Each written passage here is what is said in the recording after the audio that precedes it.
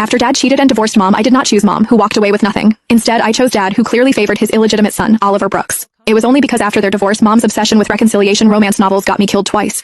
In my first life, Mom was so desperate for Dad's respect that she willingly gave up everything in the divorce just to take me with her. In the end, my heart condition flared up, and without money for treatment, I died in agony on that hospital bed. In my second life, I went against Mom's wishes and asked Dad for the surgery money up front. However, Mom was hell-bent on pushing Dad onto a so-called redemption path, forced me to go bungee jumping the day before my surgery. Dad tried to stop me from jumping, but he was speeding and ended up in a fatal car crash.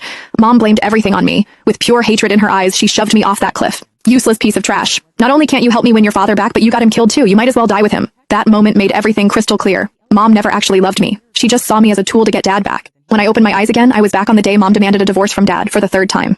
Connor Lawson, since Aaron is back from overseas, I'll give you what you've always wanted. Let's get divorced. We can go to the courthouse tomorrow. Just like in my previous life, my mom did not give my dad any chance to explain. She boldly slammed the divorce papers in front of him. She had threatened divorce countless times because of his first love, Aaron Brooks. Every single time he would apologize and give in. However, this time, emotionally and physically exhausted, my dad did not back down. Instead, he picked the pen up and decisively signed his name. He said, "Audrey Green, as you wish." When she heard his words, my mom was furious. Even so, she stubbornly declared, "I don't care about the Lawson family's wealth. As long as you give me Sienna, I'll walk away with nothing." My dad frowned, then turned his eyes toward me. "Sienna, your mom and I are getting divorced. Who do you want to live with?" Suddenly being called out by my name, I saw the hopeful looks in both my parents' eyes and realized I had been reborn again. During my first life, when my parents got divorced, my mom had brainwashed me to prove she was the person who loved me most in this world. She would say, "Sienna, if you pick your dad, he'll remarry. Once there's a stepmother, he'll become a stranger. You'll end up bullied by that awful woman. Only I love you the most. As long as you stay with me, he'll eventually beg me to come back." To help them reconcile, I chose my mom without hesitation. However, she was completely poisoned by those win-him-back romance novels. Determined to play the role of the strong heroine my dad would regret losing, she insisted on walking away with nothing. Without money or a job, she dragged me through days where we never knew where our next meal would come from.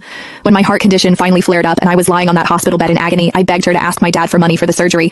Yet, she lashed out at me instead, furious. "We're divorced. We may be poor, but we still have pride. How did I give birth to such a useless child? You want me to sell my dignity and self-respect for some money?" In the end, I died in excruciating pain on that hospital bed. Pathetically, even in death, I believed every word my mom had said. So, in my second life, I still chose my mom. Nonetheless, I was more careful this time. I secretly asked my dad ahead of time for the money for my surgery and our living expenses. My mom cursed and criticized me for being greedy, but she still pocketed the bank card my dad had given us. What I did not expect was that the day before my heart transplant surgery, she suddenly learned that my dad was attending a parent-teacher conference for Aaron's son, Oliver Brooks. Consumed with jealousy, she started brainwashing me again. "Sienna, whether your dad and I can get back together depends entirely on your performance this time."